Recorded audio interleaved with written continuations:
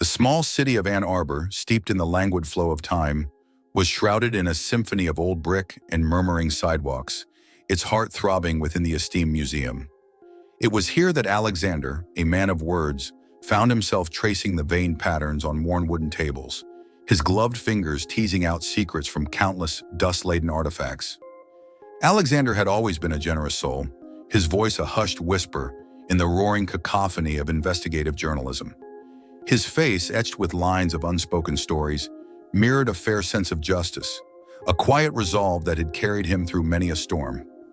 Yet beneath the surface calm, past traumas still hummed, drawn out by the symphony of his bipolar disorder, a frenzied dance between ecstatic highs and soul-crushing lows. Sacrifices are necessary, Mr. Alexander, if you want to live within the confinements of normality, said Dr. Goldstein, his psychiatrist, during one of their many therapy sessions.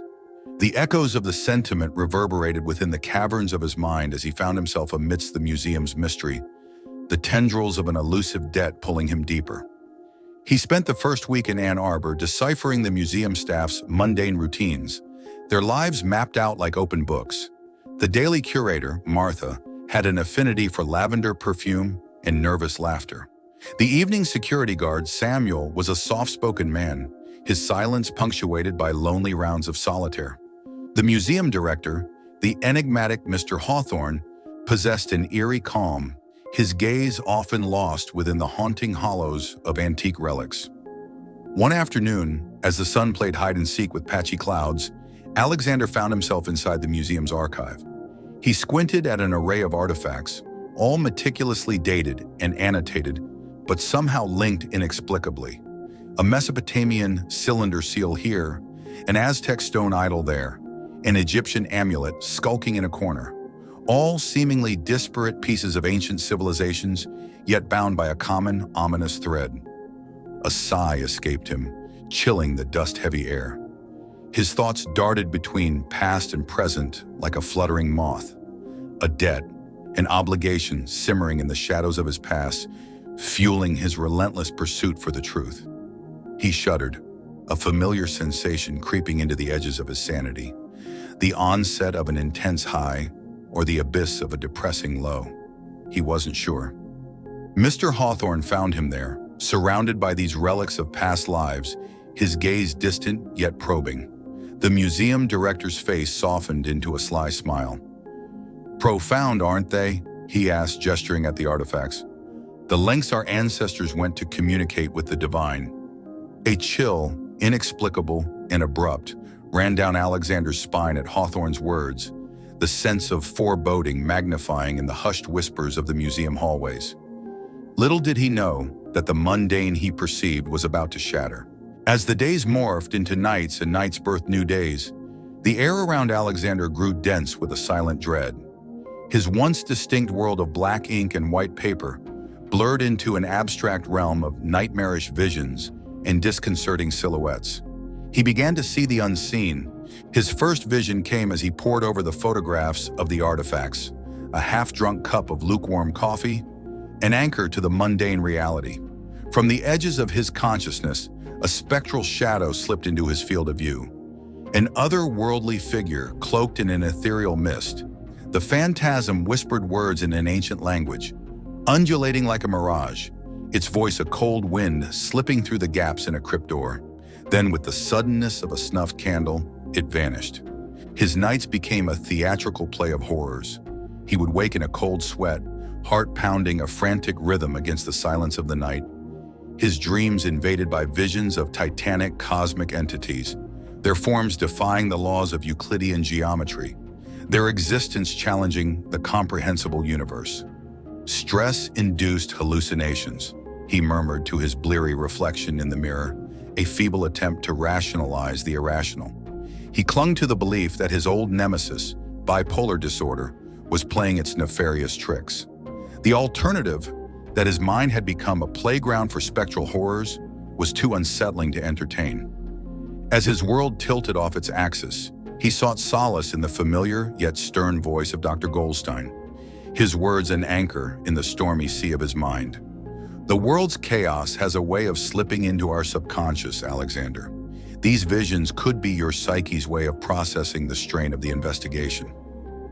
Yet despite the reassurances, he couldn't shake off the peculiar sensation of being watched, of being aware of a consciousness that transcended the usual realm of human comprehension.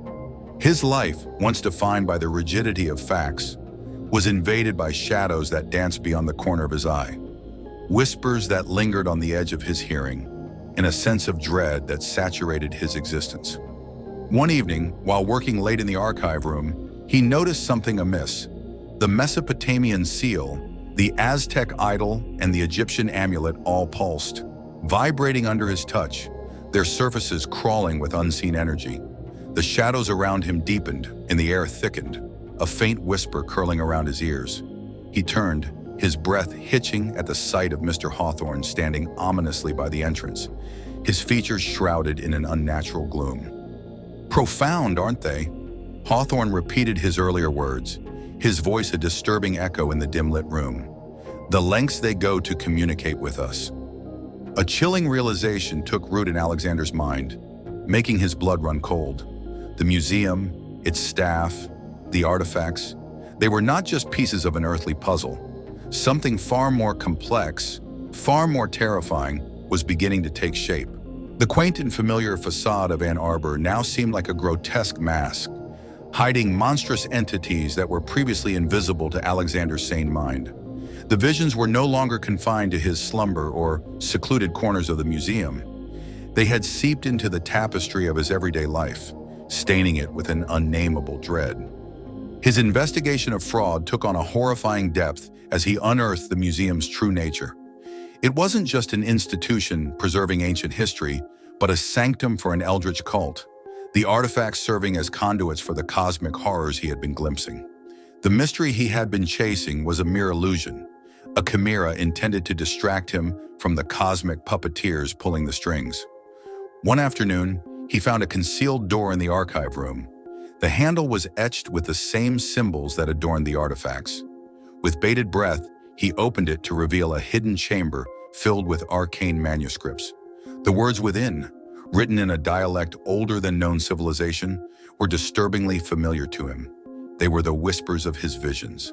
The dread that had been lurking on the peripheries of his consciousness morphed into terror as he recognized the signatures at the bottom of the manuscripts. The museum staff, including Hawthorne.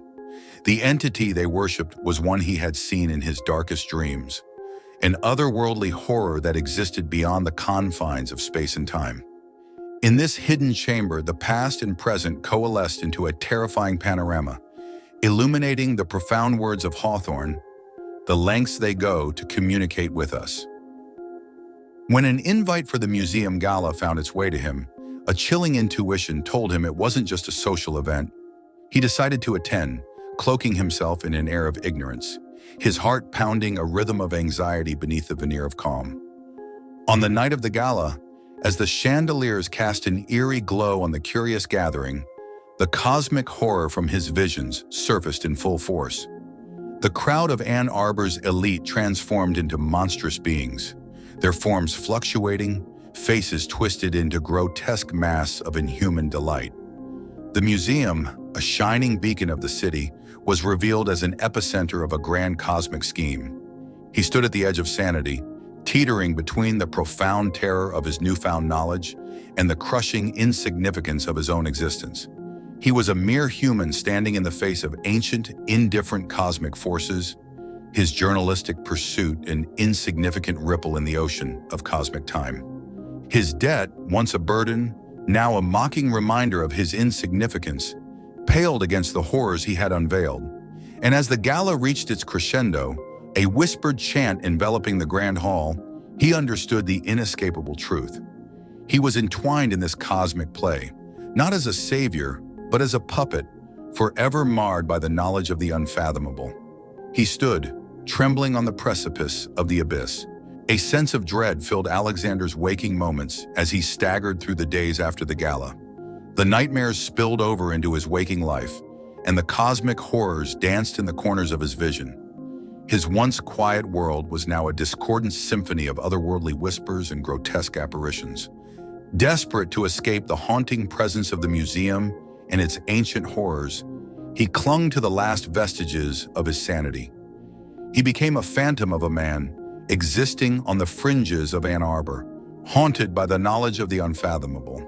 His desperate attempt to expose the museum and its horrific truths came in the form of an anonymous tip to the local authorities. The following weeks were a blur of police raids, panic-stricken citizens, and unending news reports.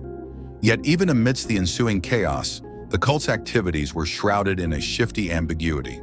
Some believed the allegations, others dismissed them as an elaborate hoax, but the cloud of dread hovering over the city of Ann Arbor remained, ominous and unyielding. As he boarded a bus out of the city, he realized that his escape was nothing more than a vain attempt to distance himself from the eye of the storm. His once beloved city, now a breeding ground for cosmic horrors, receded into the distance. But the horrors that lurked in the depths of his mind came along with him, like an inescapable shadow. He watched the world pass by from the grimy bus window, a distorted reflection staring back at him. His days were filled with paranoia and the constant dread of the entity's return. His nights were invaded by dreams of the museum, the gala, and the horrific revelations.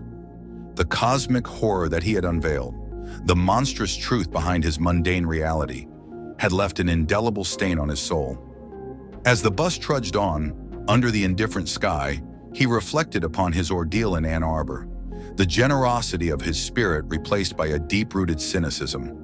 The world around him carried on, oblivious to the cosmic puppeteers, their everyday struggles, their joys and sorrows, dwarfed by the magnitude of the cosmic horrors that lurked just beyond the veil of human comprehension. The story concludes with Alexander looking out at the new city before him. Despite the change of scenery, he remained a prisoner within his own mind, his existence forever marked by the horrors he had seen. His debt, his investigative drive, all faded into insignificance against the cosmic backdrop of his nightmares. In the end, Alexander had escaped, but the haunting question remained. Can one truly escape when the terror is etched within, a dreadful chorus echoing in the hidden corners of his mind? The truth he realized was as horrific as the cosmic horrors themselves. He was forever bound to the cycle, eternally trapped between the world he knew and the horrors that lurked beyond. Thank you for tuning in. If you enjoyed our content, show your support with a like and subscribe, and stay notified by hitting the bell icon. Expect more cosmic horror from Eldritch Tales Factory, and feel free to explore our other stories. See you in the next video.